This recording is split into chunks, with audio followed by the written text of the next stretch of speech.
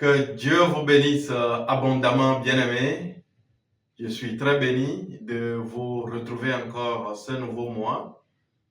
Et durant ce mois, nous allons travailler sur un thème intitulé Vaincre le découragement. Bien-aimé, as-tu ta Bible à côté, ton stylo et ton calepin? Ok. Pour cette première semaine, nous allons voir ensemble comment est-ce que nous pouvons surmonter l'adversité dans nos vies. Et pour cela, nous allons étudier tout au long de ce mois des récits bibliques. Pour cette semaine, nous allons travailler sur Joseph. Le récit de Joseph, bien aimé, c'est un cas d'école. C'est un cas d'école sur la vie. Fils de Rachel, la femme que Jacob, devenu Israël, a vraiment aimé. Dieu a fait grâce à Joseph. Dès son jeune âge, il faisait des songes sur son appel et la raison pour laquelle il était sur cette terre. Très aimé, très chouchouté par son papa, cela a suscité la jalousie auprès de ses frères aînés, donc les autres fils de Jacob. La vie de Joseph bascula à cause de cette jalousie. Il a eu à faire face à l'adversité. Mais comment est-ce que Joseph a vécu cette adversité? Comment est-ce qu'il a fait face à cette adversité?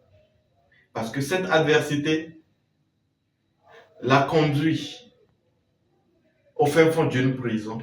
Et du fin fond d'une prison, il est devenu Premier ministre en Égypte. Voulez-vous en savoir davantage pour aussi faire face à l'adversité et gagner? Bienvenue encore dans Didascalia.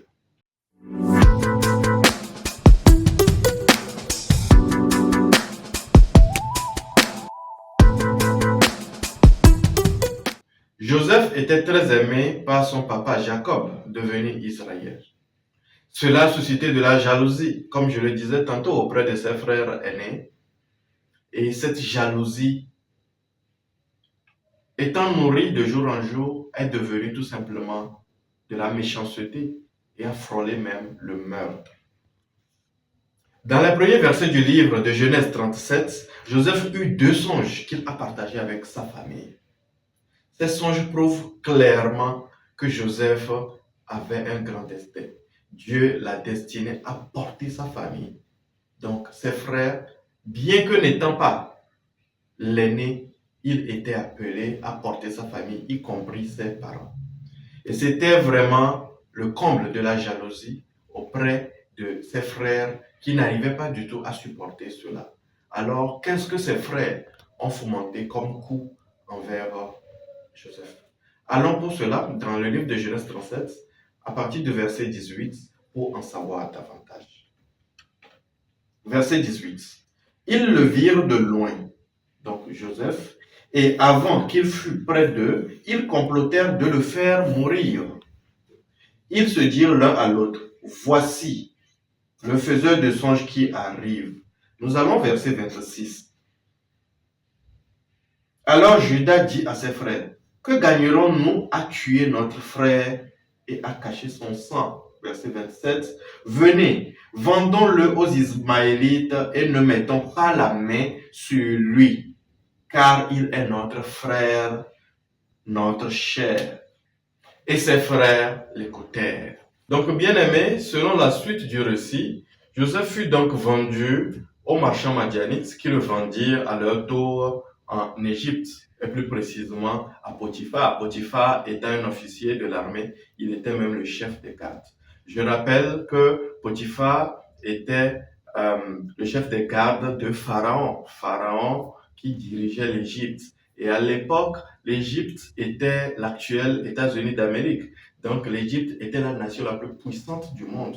Donc quand on parle de Potiphar, Potiphar était en quelque sorte le militaire, l'un des militaires les plus chevronnés au monde. Joseph a été vendu comme esclave à Potiphar. Donc, une fois en Égypte, le chef des gardes vit que Dieu était avec Joseph. Tout ce qu'il faisait, même étant esclave, tout ce qu'il faisait prospérait. Donc, pour cela, Potiphar lui confia les clés de sa maison et il l'établit sur sa maison. Vous pouvez documenter cela dans Genèse 39, versets 2 à 4. Alors, plus tard, Joseph fut arrêté injustement, puis mis en prison parce que la femme de Potiphar l'a faussement accusé d'avoir voulu abuser d'elle. Arrêtons-nous un peu, bien-aimés, à ce niveau pour méditer ensemble rapidement sur l'acharnement de la vie contre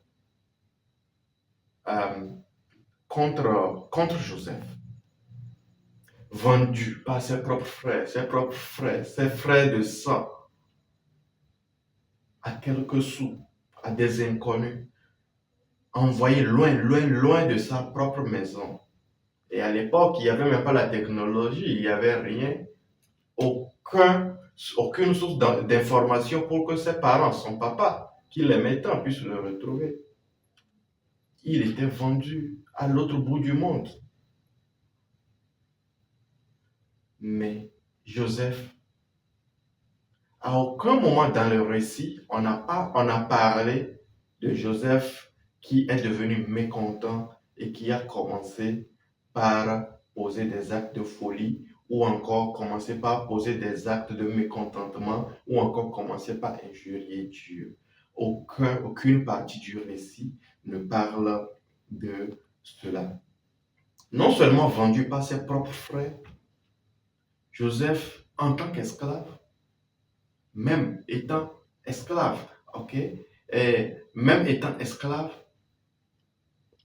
il a été encore faussement accusé de vouloir abuser de la femme de l'un des officiers les plus chevronnés de l'époque. Et il fut jeté en prison.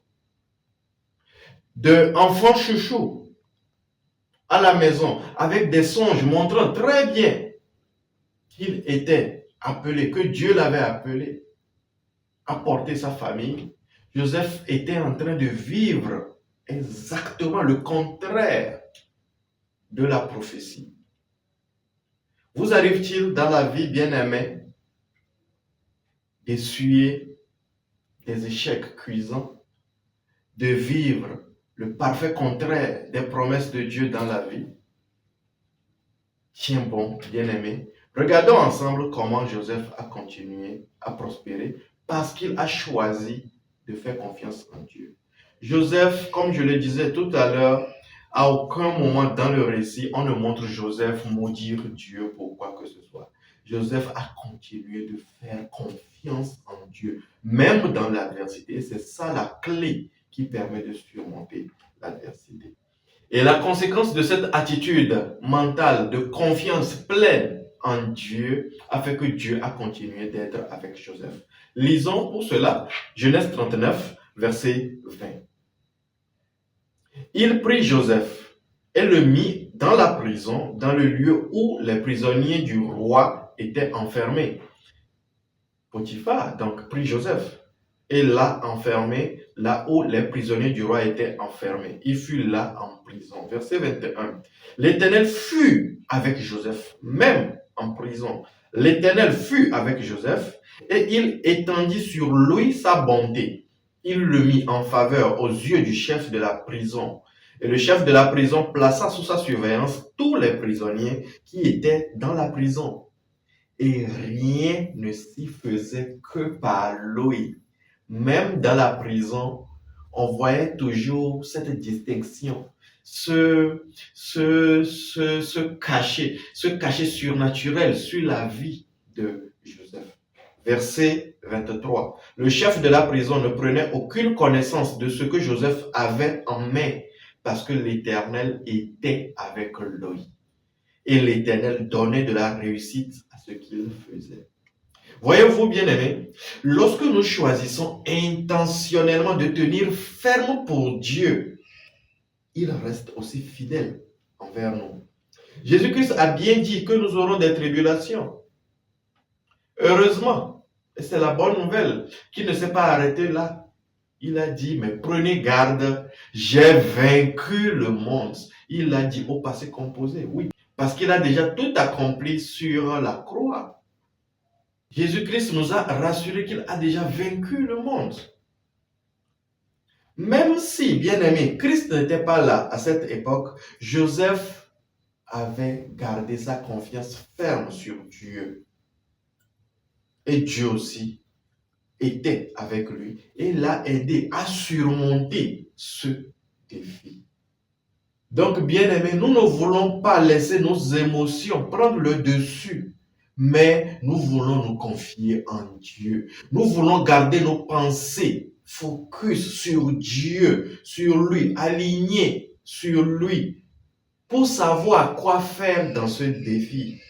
Nous avons plusieurs récits dans la parole de Dieu qui nous permettent de faire face à l'adversité, comme nous sommes en train de le voir en ce moment avec Joseph. Il y a beaucoup d'autres dans la parole de Dieu et il n'y a rien de nouveau sous le soleil, bien-aimé. Rencontres-tu un défi, fais-tu face à une adversité, lis la parole de Dieu. Tu auras les clés nécessaires pour y faire face et surtout gagner victorieusement. Joseph a choisi d'oublier le passé. Il a choisi d'aller de l'avant. Joseph ne s'est pas cramponné sur « Ah, on m'a vendu, moi j'étais chouchouté ». Non, Joseph s'est adapté et il a fait confiance en Dieu. Il est resté focus sur l'avenir et non ni sur le passé, ni sur le présent. Même en prison, Dieu était avec lui. Il a expliqué un songe à les chansons du roi. Parce que, entre-temps, dans le récit, les chansons du roi, les chansons, celui qui prend et sert du vin à la table du roi, a eu à commettre une faute au royaume. Et Pharaon l'a fait, l'a emprisonné. Il était en prison avec le panetier. Et ils ont eu un songe que Joseph a pu leur expliquer. Et lorsque les chansons ont été libérées, Joseph a dit à les chansons de demander au roi de plaider parce qu'il est en prison injustement. Les chansons a oublié. Les chansons, une fois libérées, a oublié Joseph. Mais Joseph ne s'est point lamenté en face de l'hypocrisie, en face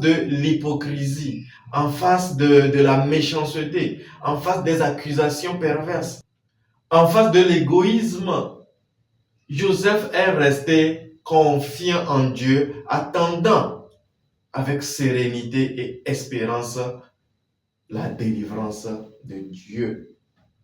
Alors, c'est depuis la prison que Joseph a été convoqué par Pharaon, parce que aucun magicien en Égypte n'arrivait à expliquer un songe que Pharaon avait eu et qui le troublait énormément. C'est alors que les chansons s'est souvenu de Joseph et a parlé de Joseph au Pharaon. Donc, de la prison, Joseph a dû être convoqué par Pharaon, bien-aimé, pour expliquer un songe que personne n'arrivait à expliquer. Et sur le champ, Pharaon l'éleva comme premier ministre sur l'Égypte. En tant qu'autorité, Joseph sauva sa famille plus tard de la famine qui accablait le monde entier et rassembla sa famille des années plus tard en Égypte. Et c'est ainsi d'ailleurs que les enfants d'Israël se sont retrouvés en Égypte avant de tomber en esclavage après la mort de Joseph. Donc, dans ce récit, nous voyons très bien que c'est nous qui déterminons, qui choisissons notre attitude mentale dans n'importe quelle situation. La manière dont nous contrôlons, bien aimé, nos intelligences dans les situations défavorables détermine le résultat, détermine la suite. Nous pourrions nous demander pourquoi quelque chose nous arrive et finir par nous mettre en colère et avoir des pensées qui ne sont plus en harmonie avec la parole de Dieu. Ça peut nous arriver de devenir amers, de nous sentir inférieurs ou supérieurs, ou avoir la crainte.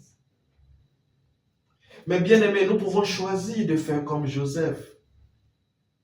Nous souvenir de la parole de Dieu, renouveler notre intelligence et garder ce que Dieu a dit, la promesse de Dieu ferme dans nos intelligences, même si les cinq sens nous montrent autre chose. La parole de Dieu est la vérité. Ce que nous traversons comme défi est la réalité. Et la réalité, elle est éphémère, mais la parole de Dieu, elle est la vérité. Et la vérité demeure. La vérité est éternelle.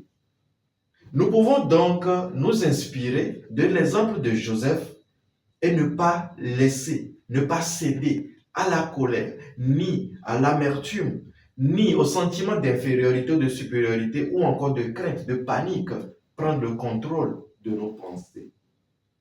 Lorsque nous choisissons, bien aimés, de renouveler nos intelligences à la parole de Dieu, nous surmonterons n'importe quelle adversité. Et voyons de près, bien aimés, pour terminer, Joseph, dans tout le récit, n'a rendu le mal pour le mal à personne. Joseph n'a pas cherché à se venger parce qu'il a retrouvé ses frères plus tard. Mais Joseph n'a pas cherché à se venger. Alors que ses frères pensaient que c'était impossible de pardonner cet acte, Joseph a pardonné. La conséquence est que Dieu l'a élevé. Il a été humilié. Il a été bradé à dessous par ses propres frères qui sont censés le protéger. Mais parce qu'il a choisi de ne pas rendre le mal pour le mal, de faire confiance en Dieu, de laisser Dieu le grand juste s'en charger, Joseph a été élevé. À la sortie de prison, Joseph est devenu premier ministre. Donc plus élevé même que Potiphar. Mais à aucun moment dans le récit, on n'a pas dit, il n'est pas mentionné que Joseph a cherché à se venger en cherchant à se faire justice parce qu'il a été emprisonné injustement, ni envers Potiphar, ni envers sa femme. Joseph n'a pas non plus puni les chansons pour l'avoir oublié. Tout a concouru au bien de Joseph. Les bons moments, tout comme les défis. Et parfois l'adversité nous permet de nous rapprocher de Dieu afin de passer de l'autre côté qui est meilleur pour nous. C'est pour cela, en tant que chrétiens, nous devons savoir rendre grâce en toutes choses, parce que toutes choses concourent à ceux qui aiment Dieu. Avez-vous aimé cet enseignement? Aimez, partagez et dites-nous ce que vous avez compris, ce qui vous a béni en commentaire. Et si c'est la première fois que tu viens de découvrir cette émission, nous enseignons, nous étudions la parole de Dieu et nous amenons aussi beaucoup d'âmes à Christ. Si cet enseignement t'a touché et que tu veux devenir enfant de Dieu, alors confesse après moi Jésus-Christ. Ferme tes yeux et répète après moi. Dieu Tout-Puissant, je reconnais que c'est toi qui m'as aimé en premier. Tu m'as aimé en premier, que tu as envoyé ton Fils Jésus-Christ pour payer le prix ultime pour mes péchés. Alors je confesse Jésus-Christ comme mon Sauveur et mon Seigneur. Et je confesse que tu l'as ressuscité des morts. Alors je suis sauvé. Parce que c'est en croyant du cœur qu'on parvient à la justice. Et c'est en confessant de la bouche qu'on parvient au salut. Je suis sauvé. Félicitations bien-aimés. Tu es désormais un enfant de Dieu. Approche-toi d'une communauté où la parole de Dieu est enseignée avec exactitude et grandis pour Dieu. Que Dieu te bénisse abondamment.